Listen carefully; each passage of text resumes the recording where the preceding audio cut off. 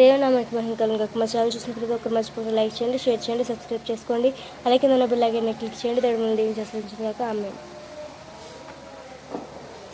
శుభం. మన ప్రభువుడు రక్షకుడైన యేసుక్రీస్తు నామములో మీ అందరికీ కూడా నా యొక్క శుభాలు. అందరూ కూడా బాగున్నారు కదా? మీరు సంతోషంగా ఉండాలని, దీవెనకరంగా ఉండాలని, ఆశీర్వాదకరంగా ఉండాలని నా ఆశ, నా కోరిక, నా ప్రార్థన. ప్రతిరోజు మీ కొరకు, మీ కుటుంబాల కొరకు, మీ బిడ్డల కొరకు మీరు చేస్తున్న ప్రతి ఒక్క పనుల నిమిత్తము దేవుని యొక్క దైవచనుడిగా, దేవుని యొక్క సేవకుడిగా, దేవుని యొక్క పరిచర్యకుడిగా మీ అందరి కొరకు నేను ప్రార్థన చేస్తూ ఉన్నాను. అలాగే నా కొరకు, నా కుటుంబం కొరకు, నా పరిచర్య కొరకు, నాకు ఇచ్చిన బిడ్డల కొరకు మీరందరూ కూడా వ్యక్తిగతమైన ప్రార్థనలను మమ్మల్ని జ్ఞాపకం చేసుకుంటూ ఉన్నారని నేను సంతోషిస్తూ ఉన్నాను, ఆనందిస్తూ ఉన్నాను. అయితే ప్రియమైన దేవునికి బిడ్డలారా, మనము ఈ రోజుని ప్రాముఖ్యమైన సమయానికి మనం వచ్చాం. ప్రాముఖ్యమైన సమయంలో మనమందరం కూడా దేవుని యందు భయభక్తులు కలిగి, దేవుని యందు విశ్వాసము కలిగి, దేవుని యొక్క సన్నిధిలో కొద్ది నిమిషాలు కూర్చుని ప్రభుని యొక్క వాక్యాన్ని మనము ధ్యానించకపోతూ ఉన్నాము. అయితే ప్రియమైన బిడ్డలారా, ఈ రోజుని మనము ఎలా జీవిస్తున్నాము,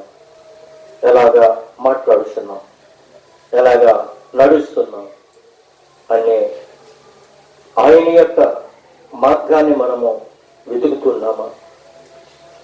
ఆయన యొక్క వాక్యాన్ని మనము ప్రతిరోజు ధ్యానిస్తూ ఉన్నామా? ఒకసారి మనము జ్ఞాపకం చేసుకుందాం. అయితే ఈ రోజుని లేఖనములో నుండి కొన్ని భాగాలు మనము చదువుకొని ఆ మాటను మనము ధ్యానించుకుందాం. చూడండి, అంశము మీద ఒక అంశము దైవ భక్తి గల స్త్రీల గురించి. అంటే దేవుని యొక్క గ్రంథములో దైవ భక్తి గల స్త్రీలు చాలా మంది మనకి కనబడుతూ ఉన్నారు. ఈ దైవ భక్తి గల స్త్రీలలో కొందరిని మనము జ్ఞాపకం చేసుకుందాం, ధ్యానించుకుందాం. అయితే పరిశుద్ధాత్మ దేవుడు ఈ దైవ భక్తి గల స్త్రీ ఏ విధంగా మాట్లాడుతుంది, ఏ విధంగా ఆమె ఆ దైవజనుడితో సంభాషిస్తూ ఉంది అని మనము కొన్ని మాటల ద్వారాగా ధ్యానించుకోబోతూ ఉన్నాం. అపోస్తల కార్యములు 16వ అధ్యాయము 13వ వచనము, 14వ వచనము మనము వాక్యము చదువుకొని ధ్యానించుకోబోతూ ఉన్నాం. చూడండి, విశ్రాంతి దినమున గవిని దాటి నది తీరమున ప్రార్థన జరిగిననుకొని అక్కడికి వచ్చి కూర్చుండి కూడి వచ్చిన స్త్రీలు మాట్లాడుచు ఉంటేనే 14వ వచనం, లూదియా అను దైవ భక్తి గల ఒక స్త్రీ వినిషు ఉండెను. ఆమె యూదా రంగు పొడి అమ్ము తుయతెర పట్టణస్థురాలు.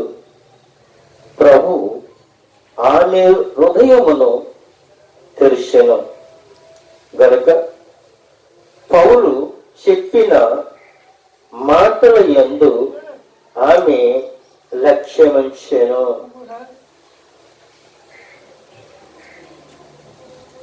ఇక్కడ లూదియా అని దైవ భక్తి గల ఒక స్త్రీ వినిచుండెను.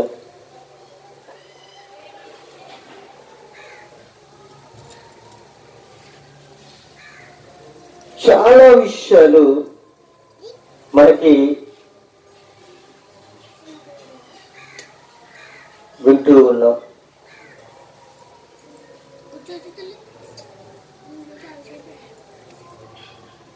మొదటి నుంచి మనం చూసినట్లయితే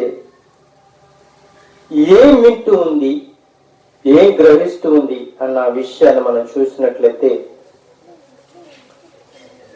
పౌలు దెర్బేకు లూస్త్రకు వచ్చాడు. అక్కడ తిమోతి అనే ఒక శిష్యుడు ఉన్నాడు. అతడు విశ్వసించిన ఈ యొక్క యూదురాలి కుమారుడు. అతడు తండ్రి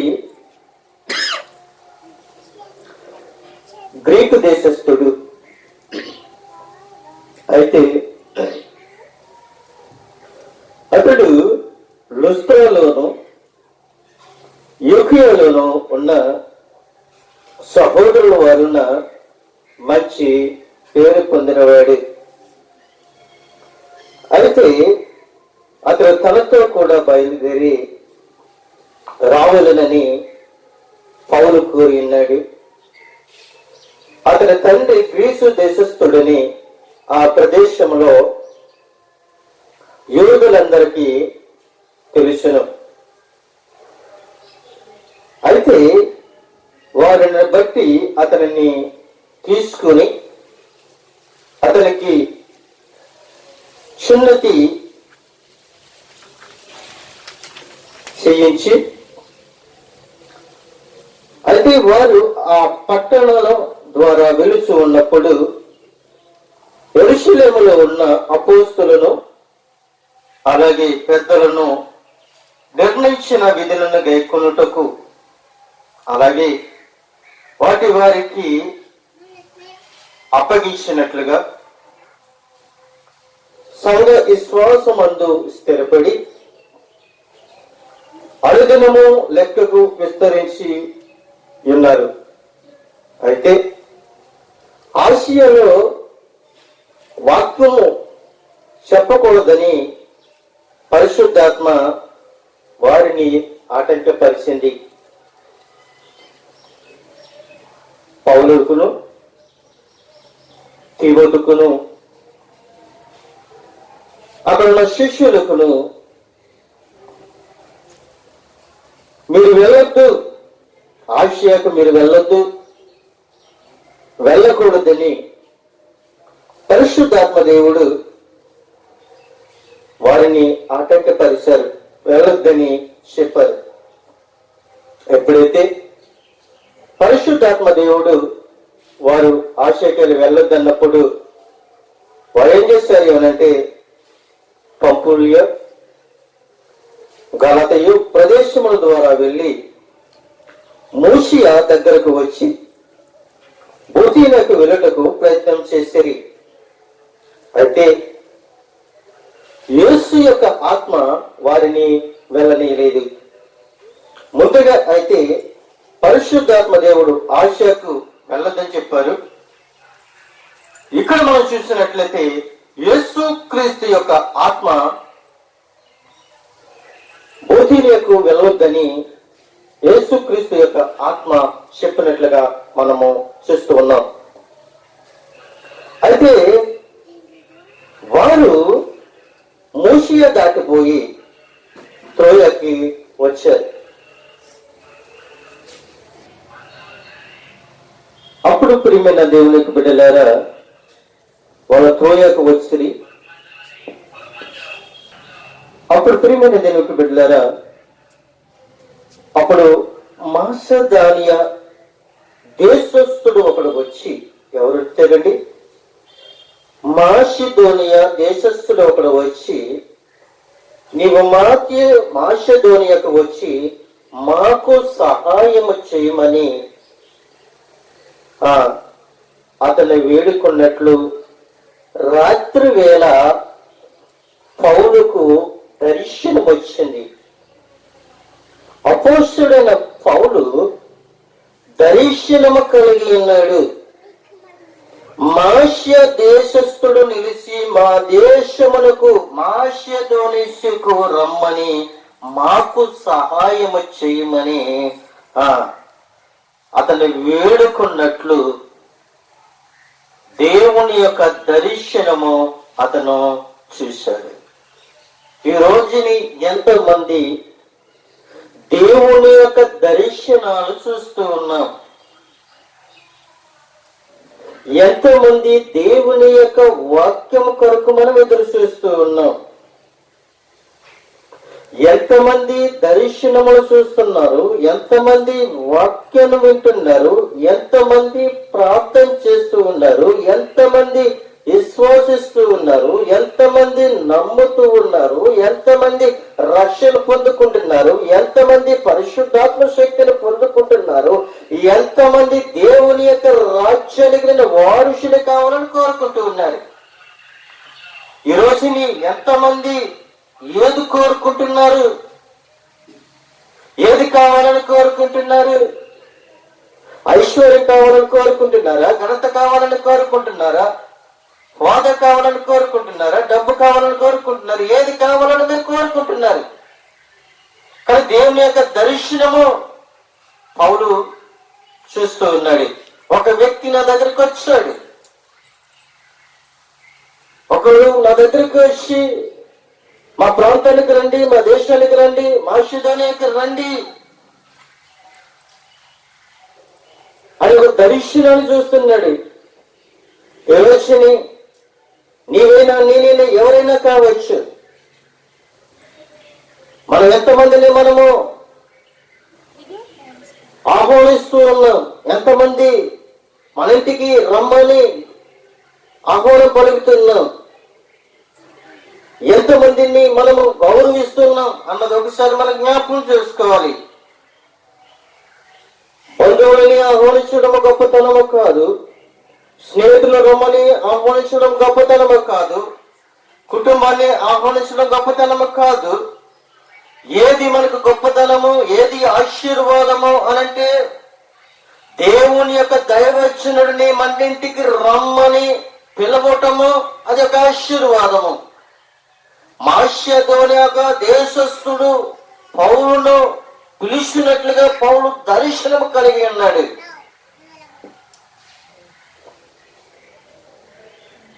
ఈ రోజుని పిలవడానికి మనకి మనస్సు కలగాలి, అభిమానంతో పిలవాలి,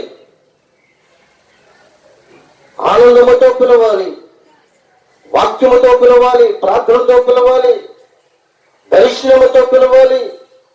అంతే తప్ప కానీ అతను మన ఇంటికి వస్తే ఏదైనా తెస్తాడేమో, అతను మన ఇంటికి వస్తే ఏదైనా ఇవ్వాలేమో, ఇది కాదు మనము కోరుకునేది. అతడు మన ఇంటికి అడుగు పెడితే ఆశీర్వాదం ఉన్నదని, అతను మన ఇంటిలోకి అడుగు పెట్టి ప్రార్థన చేస్తే ఆశీర్వాదం వస్తుందని, దీవులు వస్తాయని ఆశతో ఒక దైవజనుడైన, ఒక సువార్థికుడినైనా మనము ఆహ్వానించాలి. మాషిదోనియా దేశస్థుడు అతన్ని పిలవాలని, అతని దేశానికి రమ్మనాలని, అతని ఇంటికి రమ్మనాలని అతను ఆశతో ఉన్నాడు. ఈ ఆశని దేవుడు పౌలుకు దర్శనము కలిగి పౌలుతో మాట్లాడుతూ ఉన్నాడు. అయితే అతనికి ఆ దర్శనము కలిగినప్పుడు వారికి సువార్త ప్రకటించుటకు దేవుడు మమ్మల్ని పిలిచి ఉన్నాడని మేము నిశ్చయించుకుని వెంటనే మాషిదోనియాకు బయలుదేరుటకు ప్రయత్నము చేసితమే.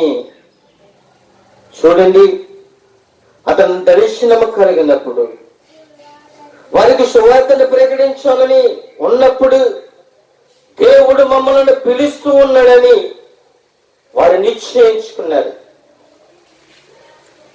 ఆయన దర్శనము కలిగి ఉన్నాడు, సువార్తను ప్రకటించాలని నిశ్చయించుకున్నాడు, ఆ దేశానికి వెళ్ళాలని నిశ్చయించుకున్నాడు, దేవుడు మమ్మల్ని పిలిచాడని వాళ్ళు నిశ్చయించుకున్నారు.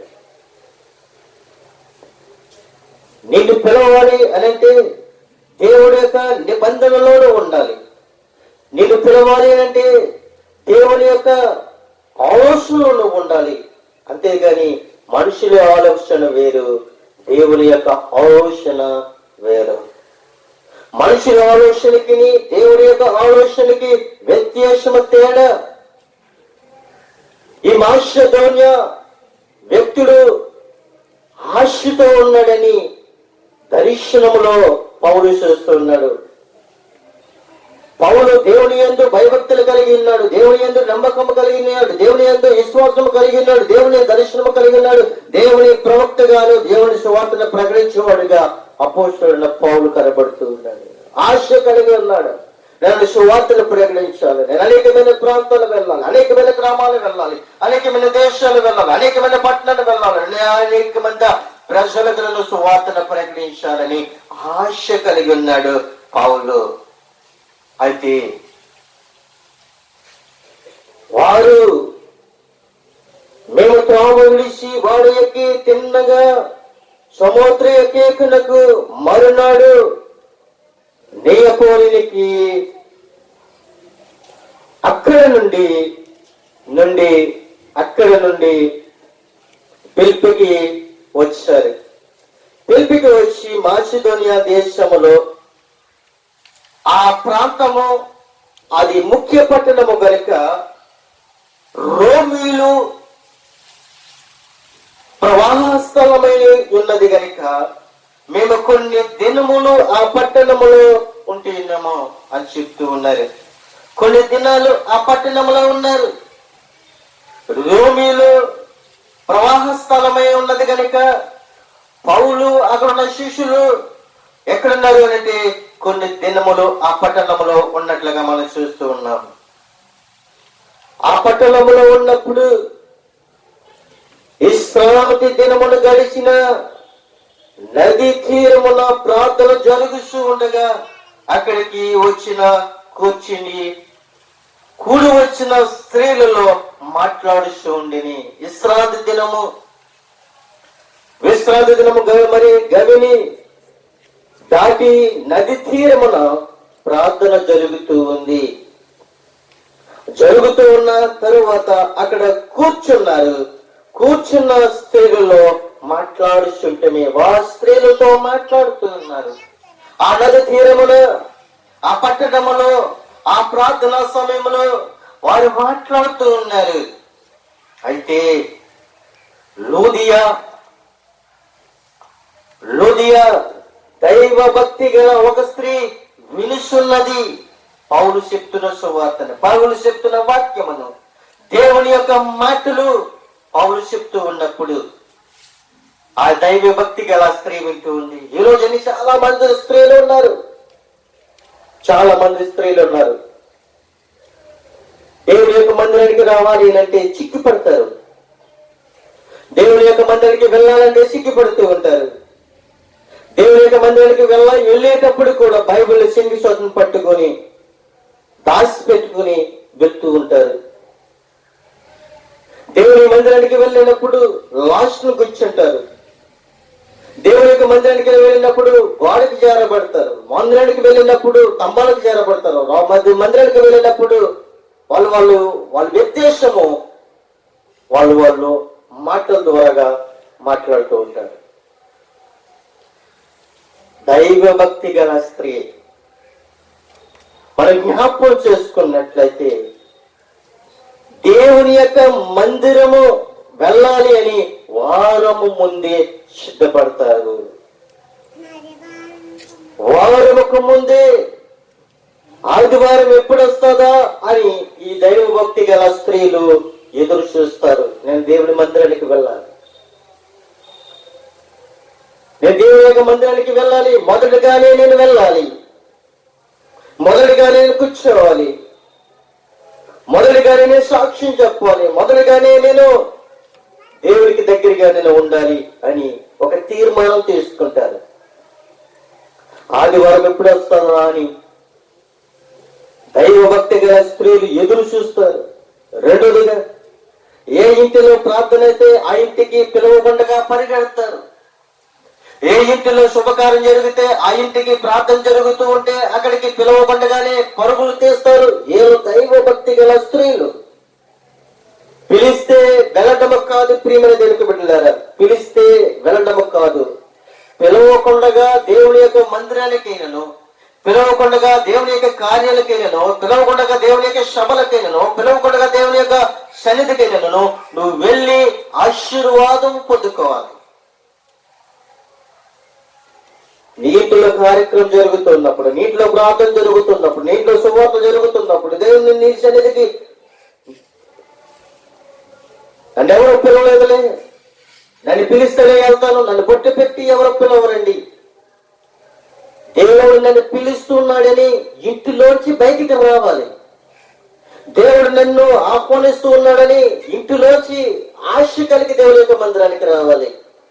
అంతే తప్ప కానీ ఏదో పీక్కుంటున్నానులే, ఏదో చిచ్చుకుంటున్నానులే, ఏదో ఊగుతున్నానులే, ఏదో వింటున్నాం కదా అని వాక్యాన్ని వినేసి పక్కన పెట్టేయటం కాదు. పిలవకుండా దేవుని యొక్క మందిరానికి వచ్చిన వారే ధన్యులు.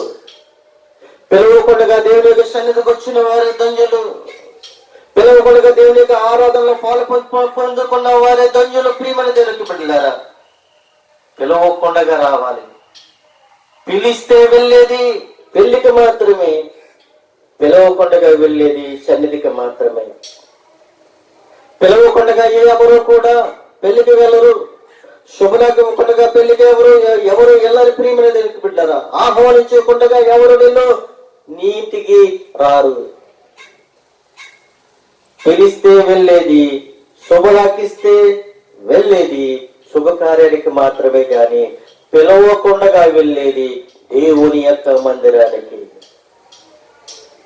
దేవుడు ప్రతిరోజు నిన్ను పిలుస్తూ ఉన్నాడు. అమ్మా నా సన్నిధికి రా, అయ్యా నా సన్నిధికి రా, నా సన్నిధిలో 1 గంట కూర్చో, 1 గంట కూర్చుని నన్ను ఆరాధించు. 1 గంట కూర్చుంటాము 1000 దినాలములు శాశ్వతమని దేవుడు ప్రభు సెలవిస్తే, ఈరోజు ఎంతమంది దేవుని యొక్క వాక్యాన్ని వింటున్నాము, గ్రహిస్తూ ఉన్నాము? అన్నీ తెలుసులే, మేము ప్రతిరోజు వింటున్నాం, టీవీలో వింటున్నాం, ఫేస్బుక్ లో వింటున్నాం, ఇన్స్టాగ్రామ్ లో వింటున్నాం, అన్నిట్లో వింటున్నాం. మేము వింటున్నామని సమయాన్ని వ్యర్థపరుస్తున్నారు. కానీ దేవుని యొక్క సన్నిధిలోకి వచ్చి కూర్చునే వ్యక్తులు స్త్రీ పురుషుల్లో మనకు కనబడలేదు. కానీ ఈ స్త్రీ అంటేది, ఈమె లూదియా, ఈమె దైవ భక్తి గల స్త్రీ. వింటూ ఉంది, ఈమె ఏమి కలిగింది, ఏమి కలిగి ఉన్నది అని మనం చూసినట్లయితే, ఆమె యూదా రంగు పొడి అమ్ము తుయతెర పట్టణస్తురాలు. ఆమె వస్త్రాలు కుట్టి ఆమె స్త్రీ. ఆమె వస్త్రాలు కుట్టి ఆమె స్త్రీ. మంచి భక్తి గల స్త్రీ, సంఘానికి ప్రేమించే స్త్రీ, సంఘాన్ని గౌరవించిన స్త్రీ, కుటుంబాన్ని ప్రేమించిన స్త్రీ, కుటుంబాన్ని కట్టుకునే స్త్రీ, కుటుంబాన్ని గౌరవించిన స్త్రీ, భర్తను ప్రేమించే స్త్రీ, తల్లిని ప్రేమించే స్త్రీ, బిడ్డలను ప్రేమించే స్త్రీ, సంఘాన్ని ప్రేమించే స్త్రీ, తన ఇంటి వారిని ప్రేమించే స్త్రీ, ఆ ఇంటి వారిని రక్షించుకునే స్త్రీ, దైవ భక్తి గల స్త్రీ. అయితే ప్రభు ఆమె హృదయమును తెరిస్తాడు. ఎప్పుడైతే పౌలు దేవుని యొక్క వాక్యము చెప్తున్నప్పుడు, దేవుని కొరకు మాట్లాడుతున్నప్పుడు, యేసుక్రీస్తు నిజమైన దేవుడని, యేసుక్రీస్తు నిజమైన రక్షకుడని, యేసుక్రీస్తు దేవుడని, యేసుక్రీస్తు నీ కొరకు నా కొరకు ఆయన రక్తము కార్చాడని, ఆయన సమాధి చేయబడి 3వ దినాన లెగిశాడని పౌలు సువార్తను ప్రకటిస్తూ ఉన్నప్పుడు, ప్రభు ఆమె వింటూ ఉన్నప్పుడు ప్రభు ఆమెను హృదయాన్ని తెరిచాడు. ప్రభు ఆమె హృదయాన్ని తెరిచాడు గనుక పౌలు చెప్పినది మాటల యందు లక్ష్యముంచండి. పౌలు చెప్పిన ప్రతి మాటలు కూడా, యేసుక్రీస్తుకు కొరకు చెప్పిన ప్రతి మాటలు కూడా తన హృదయంలో భద్రపరచుకోండి, వ్యర్థపరచలేదు. కానీ ఈ రోజున మనము చూసినట్లయితే చాలా మంది కూడా ఏదైనా కార్యక్రమానికి వచ్చినప్పుడు, కార్యక్రమానికి పిలిచినప్పుడు వారు లేటెస్ట్ గా వస్తారు.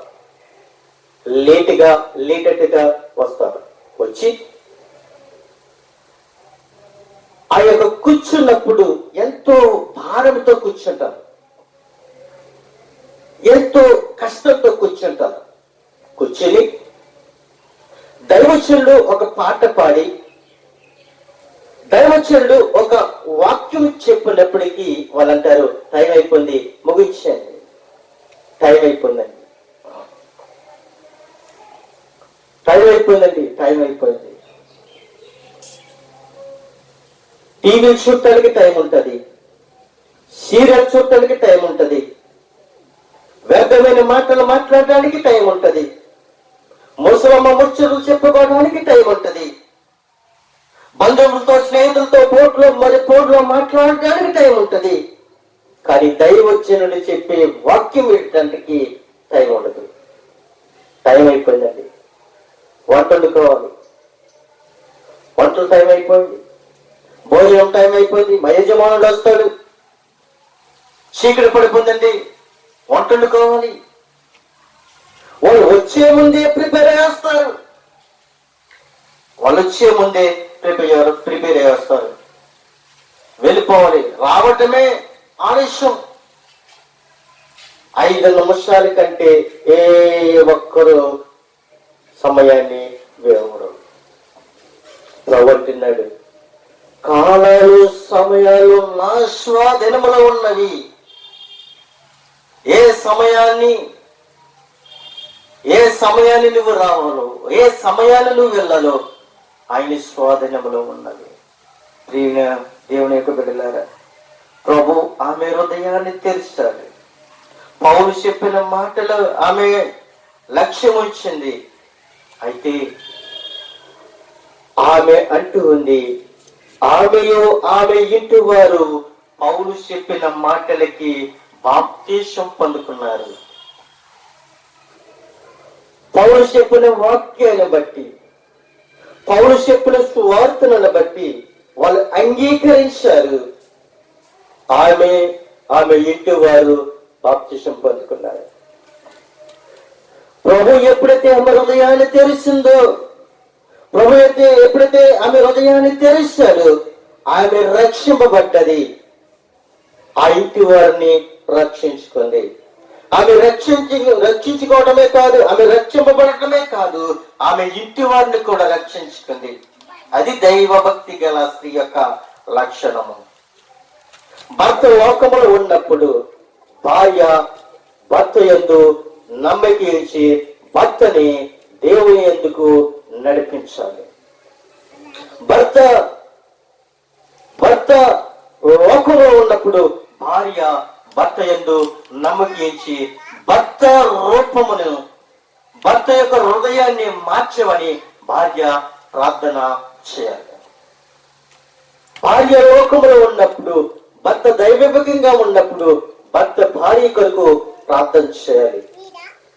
ప్రభువా, నా భర్త లోకమైన భార్య అజ్ఞానమైన జీవితాన్ని జీవిస్తుంది, అజ్ఞానంతో బ్రతుకుతూ ఉంది.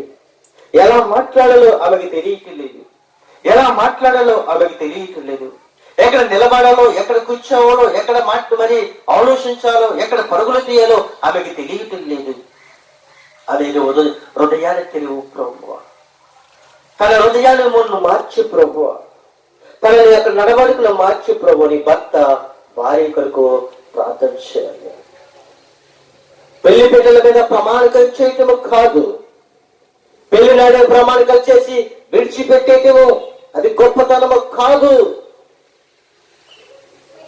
భర్త పట్ల భార్య ధర్మము, భార్య పట్ల భర్త ధర్మము జరిగించాలి. ఓ భర్త నీ భార్యను రక్షించుకుందో లేదో ఒకసారి నువ్వు జ్ఞాపకం చేసుకో. ఓ భార్య, నీ భర్తను నువ్వు రక్షించుకుందో లేదో నీవే జ్ఞాపకం చేసుకో. ప్రియమైన దేవునికి పట్ల భర్త త్రాగబోతే ఏంటి, భర్తను మార్చుకోండి, వాక్యం ద్వారా మార్చండి. భార్య అజ్ఞానముతో జీవిస్తే ప్రభు సన్నిధికి నడిపించండి, దేవుని యొక్క సన్నిధిలో నడిపించండి. దేవుని యొక్క సన్నిధికి వెళ్ళటానికి ఆటంకపరచకండి. భర్తలందరూ కూడా ఏమండి నేను దేవుని యొక్క మందిరానికి వెళ్తాను అని అన్నప్పుడు భర్తలు దేవుని యొక్క మందిరానికి వెళ్ళకుండా ఆటంకము పరచకండి. ఆమె వెళ్ళింది ఏంటంటే అది మీకు ఆశీర్వాదమే కానీ శాపం కాదు. కానీ ఆమె ఇంటి వారు బాప్తిసం పొందుకున్నారు. ఆమె ఏం చేసిందో తెలుసా? నేను ప్రభువునందు విశ్వాసము గలదానని నేను ఎంచితే, నాలో భక్తి ఉందని నువ్వు ఎంచితే, నాలో విశ్వాసం ఉందని నువ్వు నమ్మితే, నేను వినయమగలదానని, నేను దైవభక్తులు గలదానని, నాలో పాపము లేదని, నాలో అసూయ లేదని, నాలో కక్షలు లేవని, నాలో కుతురకము లేదని నువ్వు వెంచితే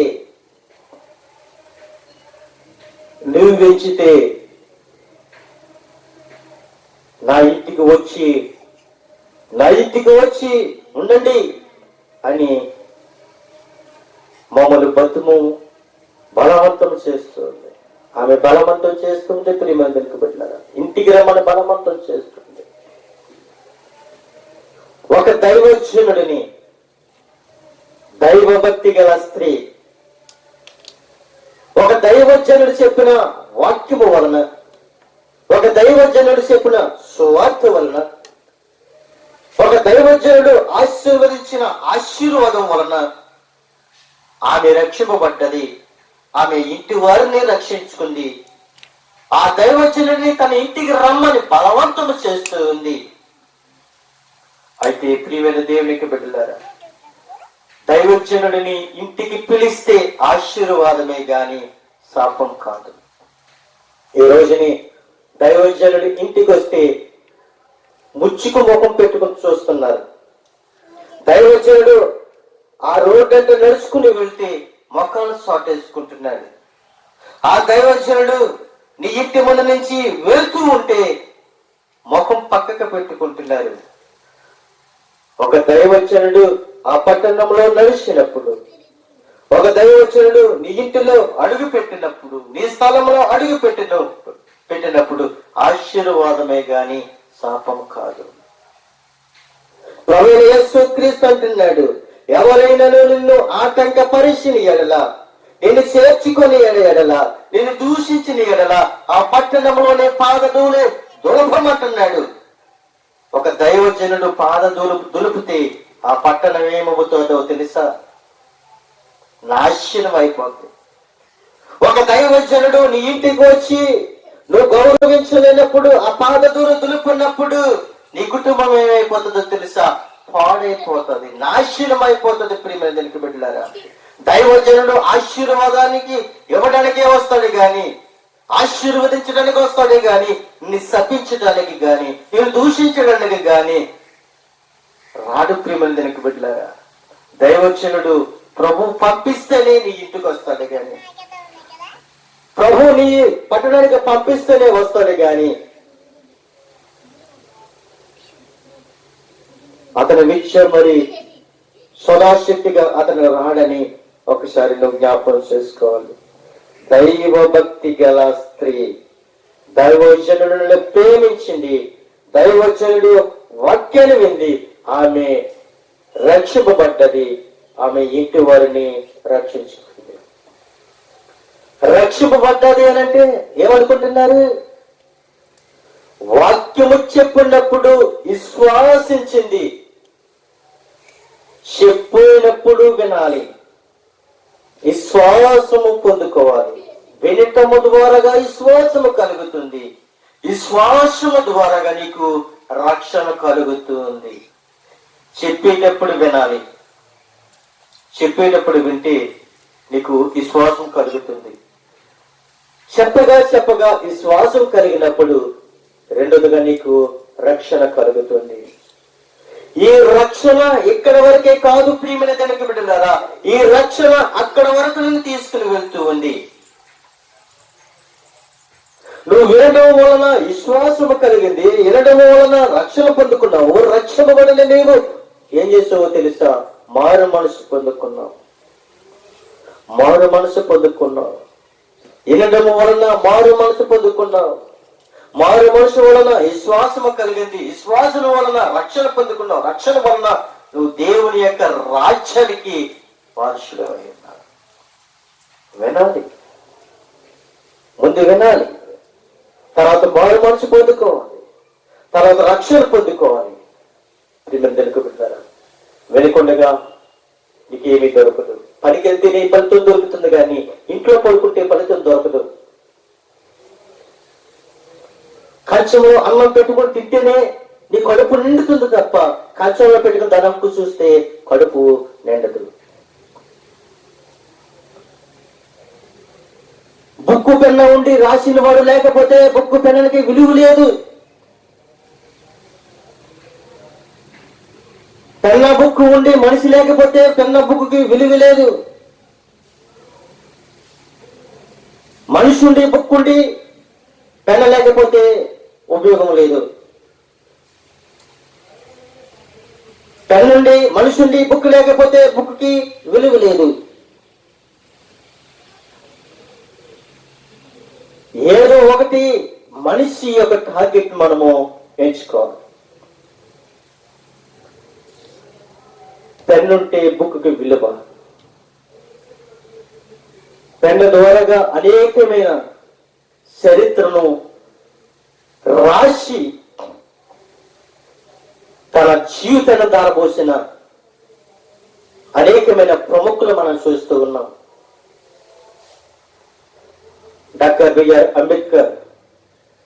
ఈ రోజుని మనం స్వేచ్ఛగా బ్రతుకుతున్నాము. సమాజంలో మన భక్తిగా ప్రకటించుకుంటున్నాము.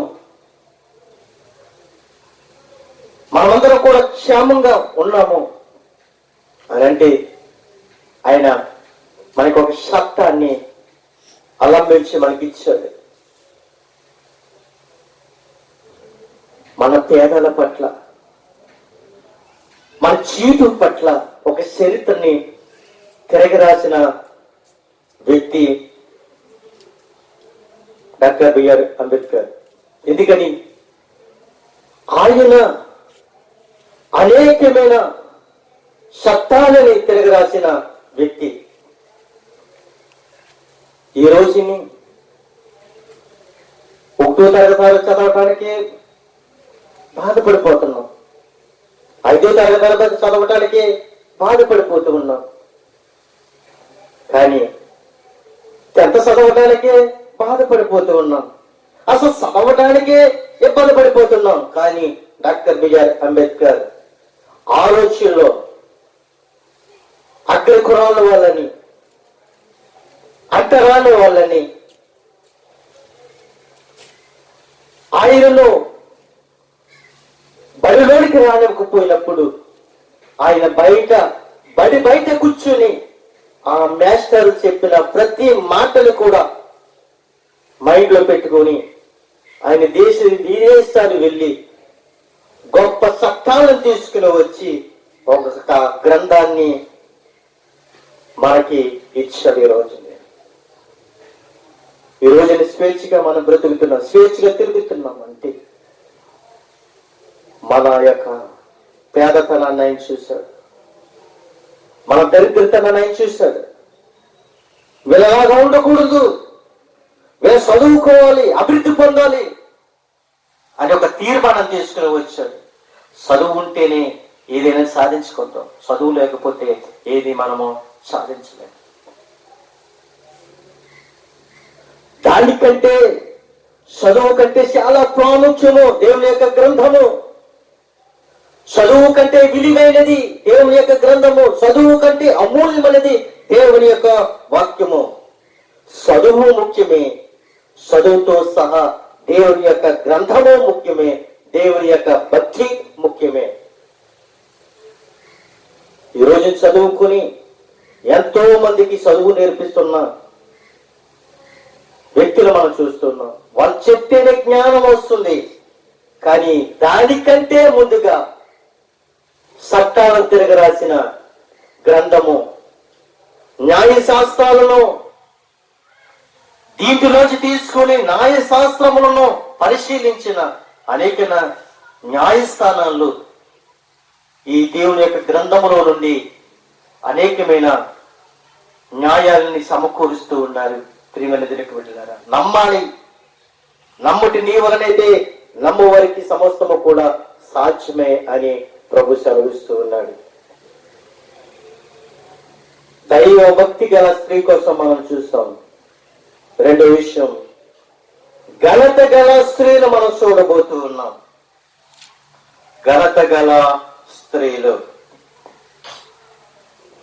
ఘనత గల స్త్రీలు అనేది ఎక్కడ కనబడుతూ ఉన్నారు వీరు అనంటే అపోస్తల కార్యములు 17వ అధ్యాయము 2వ వచనము నుండి 4వ వచనం వరకు మనం చదువుకుంటే ఈ ఘనత గల స్త్రీలు మనకి కనబడుతూ ఉన్నారు. చూడండి ప్రేమ దానికి బిడ్డలారా, వారు అబ్బిపోలి అపోనియ పట్టణము మీదుగా వెళ్ళి దెస్సలోనికి పట్టణానికి వచ్చినప్పుడు అక్కడ యూదుల సమాజ మందిరము ఒకటి ఉంది.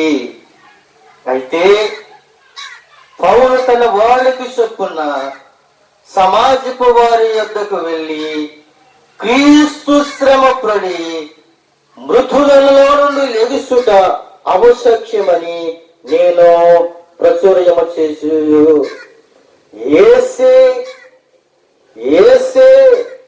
క్రీస్తయున్నాడని లేఖనములో నుండి దృష్టాంతములను ఎత్తి విప్పి చెప్పుచు వారితో దెస్సలోనిక పట్టణములో ఉన్న ఆ పట్టణస్తులతో యేసే క్రీస్తు ఉన్నాడని చెప్పుతూ ఆయన ఎన్ని దినాలు ఉన్నాడు అంటే 3 విశ్రాంతి దినములు తర్కించుతూ ఉండేను. 3 విశ్రాంతి దినములు. 3 విశ్రాంతి దినములు అంటే 3 రోజులు అనుకుంటున్నారా? 3 రోజులు అనుకుంటున్నారా? ఆయన 3 విశ్రాంతి దినములు ఆ యొక్క దెస్సలోనికే పట్టణములోనే ఉన్నారు. 3 విశ్రాంతి దినములు అనగా 3 వారములు. 3 వారములు అనగా వారానికి 7 రోజులు అనగా 21 రోజులు పౌలు ఆ దెస్సలోనిక పట్టణములో ఉన్నారు. వారు అక్కడ వారితో తర్కించుతూ ఉన్నప్పుడు వారిలో కొందరు భక్తి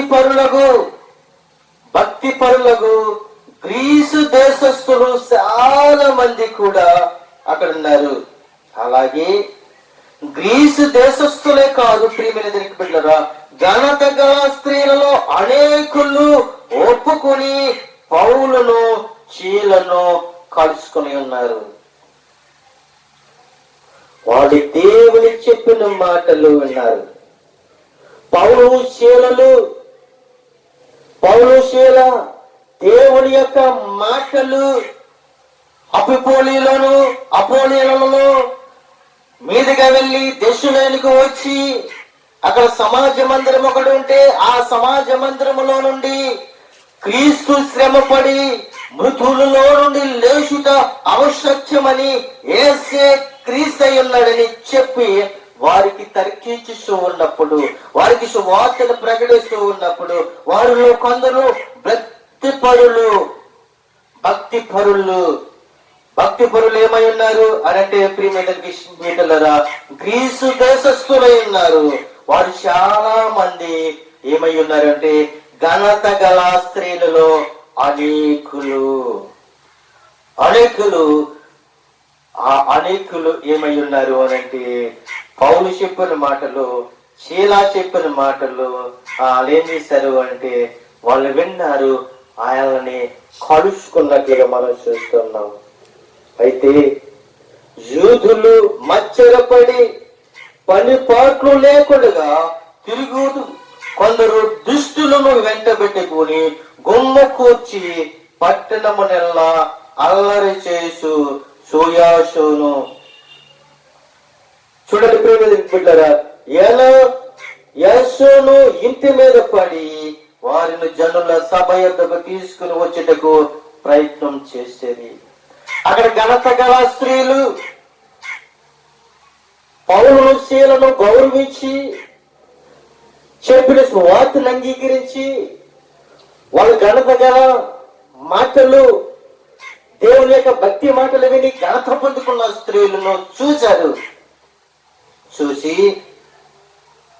అక్కడ కొందరు యూదులు ఏం చేశారో తెలుసా? అక్కడ భక్తి మరి ఘనత గల స్త్రీలను పౌలును శీలను చూసినప్పుడు కొందరు మత్సరపడ్డారు.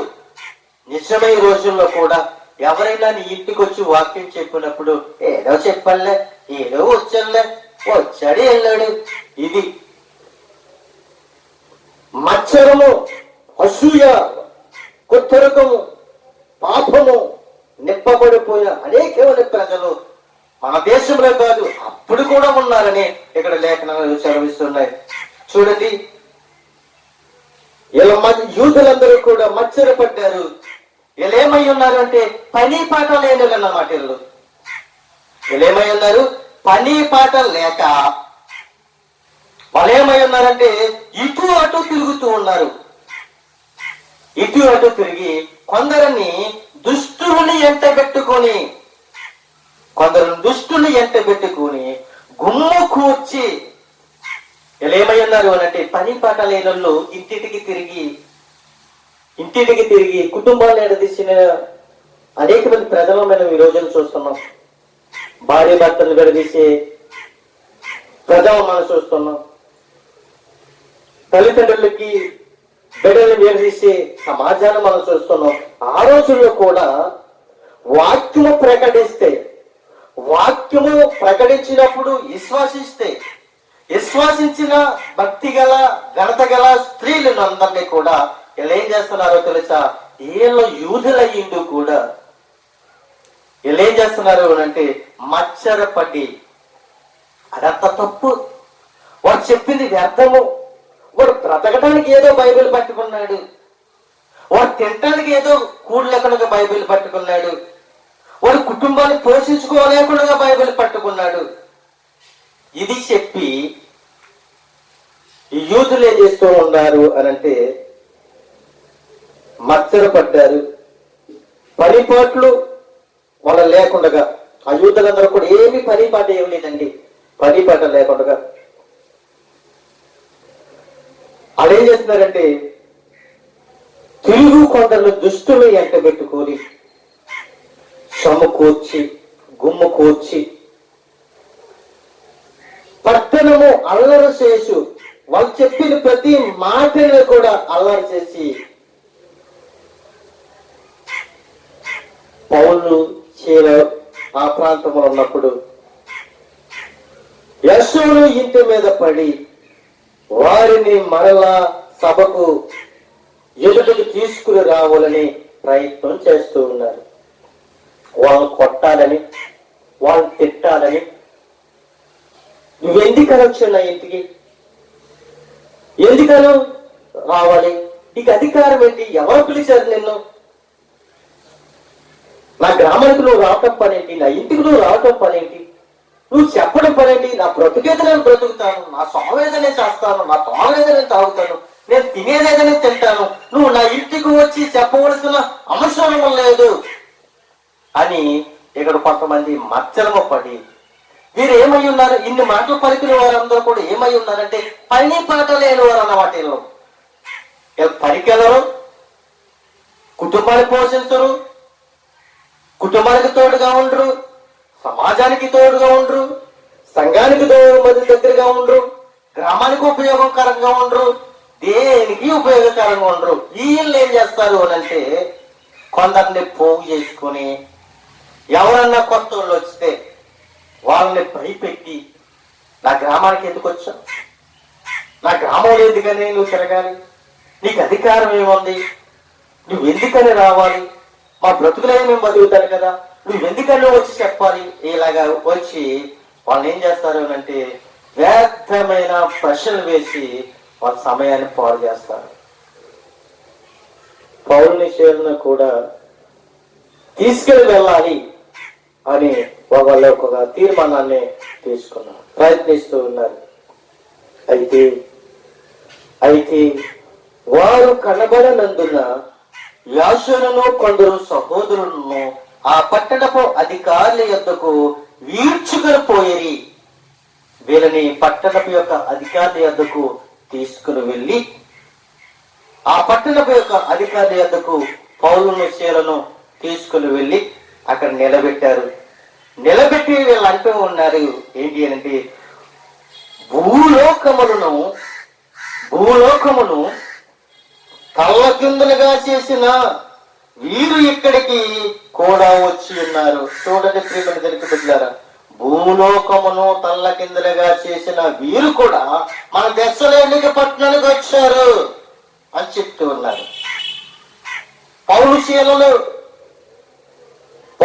ఏమై ఉన్నారు, ఆది అపోస్తులు ఏమై ఉన్నారు అంటే, భూలోకములన్నిటిని కూడా తల్ల కిందులు చేసిన వీరు కూడా మన సమాజానికి వచ్చారు అని వాళ్ళు అక్కడికి వెళ్ళి దొంగ స్టేట్మెంట్ ఇస్తూ ఉన్నారు. ఇది చెప్పింది మంచిదే, సమాజ మందిరంలో తీసుకెళ్లి చెప్పింది మంచి పని చేస్తారు. ఎలేమని చెప్పి ప్రకటిస్తున్నారు, భూలోకమును తల్ల కిందులు చేసిన వీరు ఇక్కడికి కూడా వచ్చి ఉన్నారు. దేవునికి స్తోత్రము కలిగిన గాక. ఒక దైవజనుడు ప్రార్థన చేస్తే దెయ్యాలు వెళ్ళిపోతాయి. ఒక దైవజనుడు ప్రార్థన చేస్తే స్వస్థత కలుగుతాడు. ఒక దైవజనుడు ప్రార్థన చేస్తే చనిపోయిన వాడు తిరిగి లేగిస్తాడు. ఒక దైవజనుడు నీ కొరకు ప్రార్థన చేస్తే నీలో ఉన్న సమస్యలన్నీ కూడా పోతాయి. స్వస్థతనిచ్చే దేవుడు, ఆశీర్వదించే దేవుడు అన్ని కూడా ఒక దైవజనుడిలోంచి వస్తూ ఉంటాయి. వారంటూ ఉన్నారు, సమాజ మందిరంలోకి తీసుకుని వెళ్ళి, సమాజ అధికారి దగ్గర తీసుకుని వెళ్ళి, వీరు భూలోకములను తల్ల కిందలు చేసిన వీరు కూడా ఇక్కడికి వచ్చి ఉన్నారు. వీరేం ప్రకటిస్తూ ఉన్నారంటే, వీరందరూ కూడా యేసు అను వేరొక రాజు ఉన్నాడని ఆ కైసరు పట్టణంలో విరోధంగా నడుచుకుంటూ ఉన్నారని కేకలు వేస్తున్నారు. వీరు ఈ విధంగా చెప్తూ ఉన్నారని వారు చెప్తూ ఉన్నారు. నిజమే ప్రియమైన బిడ్డలారా, నీ కొరకు నా కొరకు నీవు నేను కూడా గొప్పలు చెప్పుకోవడం కాదు, బయట వారు చెప్పాలి. వాళ్ళకు చేసింది మంచి పని. ఆ అధికారి దగ్గరికి తీసుకెళ్లి మంచి పని చేస్తారు. ఏదో చెప్తూ ఉన్నారు, సాక్ష్యం చెప్తూ ఉన్నారు. భూలోకమును తల్ల కిందలు చేసిన వీరు ఇక్కడికి కూడా వచ్చి ఉన్నారు. యేసు వేరొక రాజు ఉన్నాడని చెప్తూ ఉన్నాడు. క్రీస్తు ఒకడున్నాడని చెప్తూ ఉన్నాడు. రక్షకుడు ఉన్నాడని చెప్తూ ఉన్నాడు. యేసే మార్గం అని చెప్తూ ఉన్నాడు. యేసే సత్యం అని చెప్తూ ఉన్నారు. యేసే జీవం అని చెప్తూ ఉన్నాడు. ఆయన ద్వారాగానే రక్షణ అని చెప్తూ ఉన్నారు. వీళ్ళ భూలోకంలో తల్లకిందులుగా చేసిన వ్యక్తులని చెప్తూ ఉన్నారు. గొప్ప సాక్ష్యం. నాకు ఈ మాట వింటున్నప్పుడు నేను చాలా సంతోషిస్తూ ఉన్నాను. అయితే ప్రియమైన దేవుని బిడ్డలారా, అయితే ఈ మాటలు విరోధంగా నడుచుకున్న వారు అని కేకలు వేస్తున్నారు. కానీ ఈ మాటలు వినిచున్న జన సమూహమును పట్టణము అధికారి కలవరపడ్డాడు.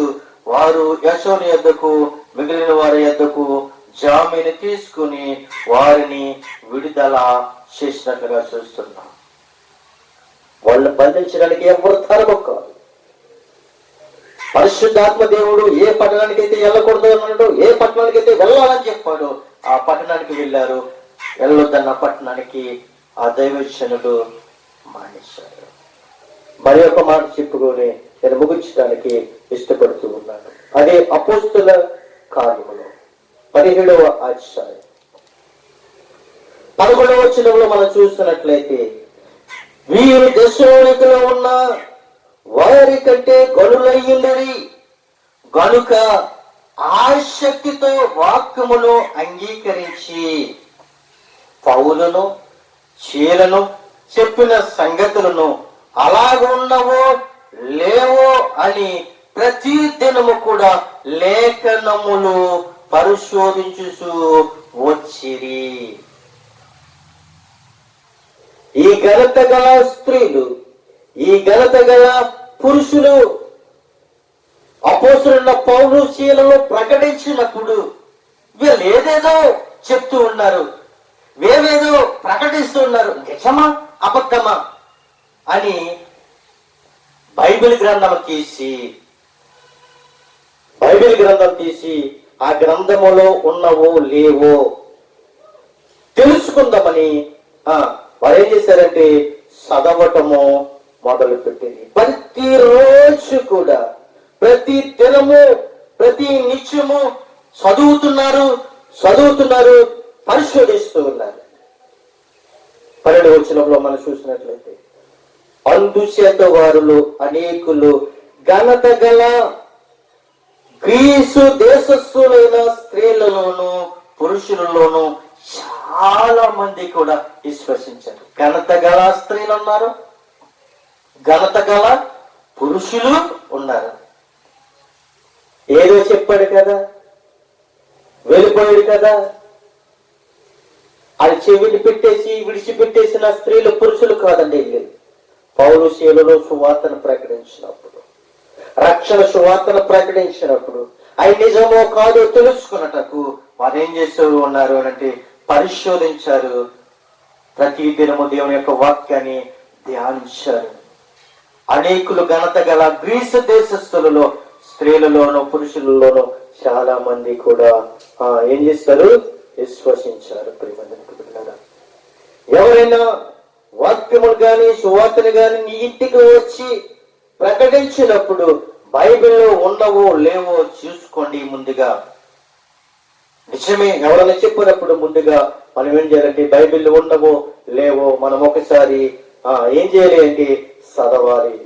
ముందుగా వినాలి, రెండవదిగా వాక్యాన్ని చదవాలి, మూడవదిగా వాక్యాన్ని పరిశోధించాలి. ఘనత గల స్త్రీలు, ఘనత గల మరి పురుషులు ఏం చేస్తారంటే ముందుగా విన్నారు, రెండవదిగా వాక్యాన్ని చదివారు, మూడవదిగా వాక్యాన్ని పరిశోధించారు.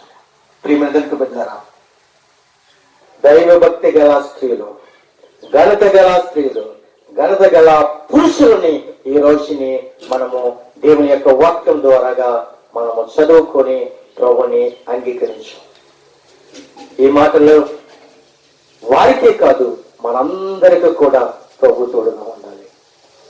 పురుషులకేంటి, స్త్రీలకేంటి, యవనస్తులకేంటి, వృద్ధులకేంటి, చంటి బిడ్డలు మొదలుకొని వృద్ధాపం ఉన్న ప్రతి ఒక్క బిడ్డలందరికీ కూడా దేవుడు తోడుగా ఉండాలని కోరుకుంటూ, ఆయన రక్షణ ఉండాలని కోరుకుంటూ, ఆయన రక్షణ భాగ్యంలో నడవాలని కోరుకుంటూ మనమందరికీ కూడా రక్షణ సువార్తను ప్రకటించే వారమై ఉండాలని, నోరు ముసుగులు కూర్చునే వారిలాగా ఉండకూడదని, ప్రకటించే వారిలాగా ఉండాలని, వినేవారిలాగా ఉండాలని, చదివే వారిలాగా ఉండాలని, పరిశోధించే వారిలాగా ఉండాలని, ప్రభు రాజ్యానికి వారసులై ఉండాలని, దేవుని కుమారులుగా కుమార్తెలుగా స్వీకరింపబడాలని కోరుకుంటూ ఆ మాటలు ముగిస్తూ ఉన్న కొద్ది మాటలు దేవుడి గురించి ఆశీర్వదించును గాక.